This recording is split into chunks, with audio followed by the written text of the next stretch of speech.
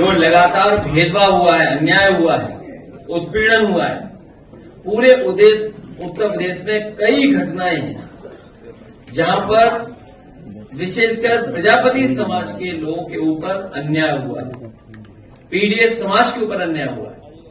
हम सब लोग एक सूत्र में इसीलिए बंधे हैं क्योंकि हम लोगों का लगातार इस सरकार में अपमान हो रहा है, हमारे साथ भेदभाव हो रहा है, हमारे आरक्षण को छीना जा रहा है।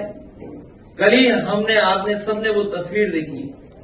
मैं अपने तमाम जर्नलिस्ट साथियों को बधाई देता हूं कि एक बहन जो आंदोलन के लिए आई और अभी से नहीं, न जाने कितने वर्षों से लगातार वो संघर्ष कर रहे हैं, उनके आरक्षण को लेकर के 69,000 जो भर्ती हुई है उसमें जो आरक्षण का खिलवाड़ हुआ है, अपने हक, अपने सम्मान की लड़ाई के लिए लगातार वो लखनऊ में लगातार वो जगह जगह जाकर के ये जितने भी इंजन है सरकार के, double engine, 2.5 engine, 3 engine, 4 engine, 4.5 engine, 5 engine, इन सब से मिलकर के अपना दुख तकलीफ बता चुके हैं, लेकिन 69,000 बच्चों को कोई भी सम्मान नहीं मिल पा रहा है। और बड़े दुख के साथ उस बहन ने अपने हाथ से चूड़ियां निकाल करके कहा, ये सरकार को चूड़ियां पहन लेनी चाहिए। सोचिए आज के समय पर लोकतंत्र को और लोकतंत्र में ये परिस्थितियां बन रही हो, सरकार ये परिस्थिति बना रही हो, और वो सरकार परिस्थिति बना रही जिसने कभी ये नारा दिया था सबका साथ सबका विकास।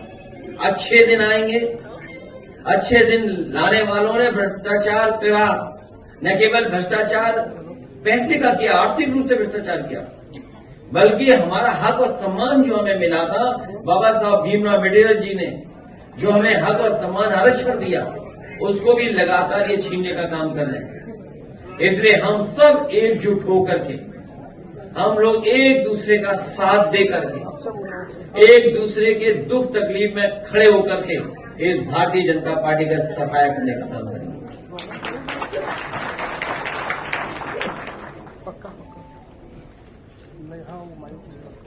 है ना, पूछिए। सर, एक तरफ भारतीय जनता पार्टी में तमाम करप्ट और भ्रष्टाचारी जो लोग हैं वो मंत्री बने हुए हैं, और दूसरी तरफ समाजवादी पार्टी के सरकार में कैबिनेट मंत्री रहे गायत्री प्रजापति जी लगातार 7 वर्षों से लगभग जेल के अंदर हैं। आप पत्रकार साथी सब जागरूक और समझदार हैं। आप में जितने भी साथियां बैठे हैं, उन्होंने बीजेपी के एक एक नेता का, दिल्ली वालों का, लखनऊ वालों का समय समय पर स्टेटमेंट सुना होगा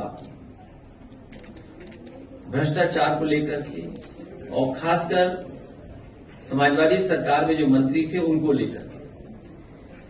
लेकिन जब इनको वोट की जरूरत थी तो उनकी पत्नी, उतने परिवार के लोगों को मुख्यमंत्री जी ने बुलाया और कहा कि आप समाजवादी पार्टी के खिलाफ वोट कर दीजिए, मतदान कर दीजिए, आपके सभी केस वापस हो जाएंगे। ये आप सब जानते हो, किसी से छिपा नहीं है।